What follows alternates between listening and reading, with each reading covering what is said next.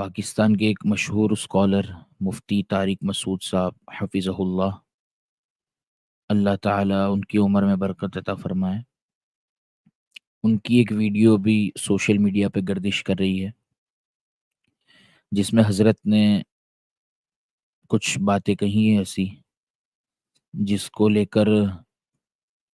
طوفان بدتمیزی مچا ہوا ہے سوشل میڈیا پہ۔ اگر ظاہری لحاظ سے اس میں کوئی غلطی لکھنے میں ظاہری لحاظ سے، ورنہ تو اس میں بڑی حکمت ہے۔ گرامر کی ایک مسٹیک اگر ظاہری لحاظ سے میں مسٹیک کہہ رہا ہوں، گرامر کی ایک مسٹیک اگر ظاہری لحاظ سے میں مسٹیک کہہ رہا ہوں، ہم نے اس قرآن کی حفاظت ایسی کی ہے کہ اگر ظاہری لحاظ سے اس میں کوئی غلطی لکھنے میں ظاہری لحاظ سے، ورنہ تو اس میں بڑی حکمت ہے، ہوئی بھی ہے، ہم نے اس کی بھی کریکشن کی کسی کو اجازت نہیں دی۔ اور حضرت سے بولنے میں حالانکہ تھوڑی غلطی ہوئی ہے، لیکن اس کے بعد کے سیاق و سباق سے ہٹ کر اس کو لوگوں کے سامنے پیش کرنا، یہ بھی سراسر غلط ہے۔ حضرت نے جو الفاظ استعمال کیے کہ قرآن میں ظاہری طور پہ تو غلطی دکھتی ہے، لیکن باطنی طور پر اس کا گرامر بالکل پرفیکٹ ہے، ظاہری طور پر گرامر کی غلطی دکھتی ہے، یہ جو ان کا لفظ تھا یہ غلط تھا، لیکن اس کو گستاخی پر محمول کرنا بالکل زیادتی ہے اور بہت بڑی حماقت ہے۔ خیر، تو یہ چیز لگی ہوئی ہے سوشل میڈیا پہ بہت کچھ تقریباً ایک ہفتے سے حضرت کے اوپر کلپس بنائی جا رہی ہے، اور ہر طرح سے، کیونکہ یہ ہمارے ٹاپک سے ریلیٹڈ ہے، اس لیے ہم لوگ اس کے بارے میں بات کر رہے ہیں۔ تو پہلی بات تو یہ کہ حضرت نے کوئی گستاخی نہیں کی ہے۔ اللہ تعالیٰ بھی قرآن کے اندر فرماتے وَمِنْهُ أُمِّيُّونَ لَا يَعْلَمُونَ الْكِتَابَ، کہ اللہ کے نبی امیین میں سے تھے، کتاب کو نہیں جانتے تھے، پھر اللہ تعالیٰ نے انہیں علم عطا فرمائے کتاب کا۔ تو انہوں نے جو الفاظ استعمال کیے ہیں ان پڑھ، تو وہ اس وقت سیاق و سباق آپ دیکھیں، حضرت کا جو بیان تھا وہ بیان ہی اس پہ تھا کہ قرآن کس طرح محفوظ ہے،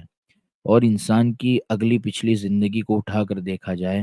کہ وہ انسان کے قرآن کے پیچھے کتنی محنت ہے۔ ان کا تو مقصد ہی یہ تھا کہ قرآن کی حقانیت اور یہ بات کو ثابت کرنا کہ اس کے اندر کوئی تحریف نہیں ہو سکتی، ان کا لیکچر اسی چیز پر تھا۔ تو خیر، بات کو سمیٹتے ہوئے کچھ ایتھیسٹ اور کچھ کرسچنز اور دوسرے مذاہب کے لوگ حضرت کے خلاف پروپیگنڈا کر رہے تھے، جیسے ہمارے مشہور ایتھیسٹ اویس اقبال صاحب ہیں، جن کی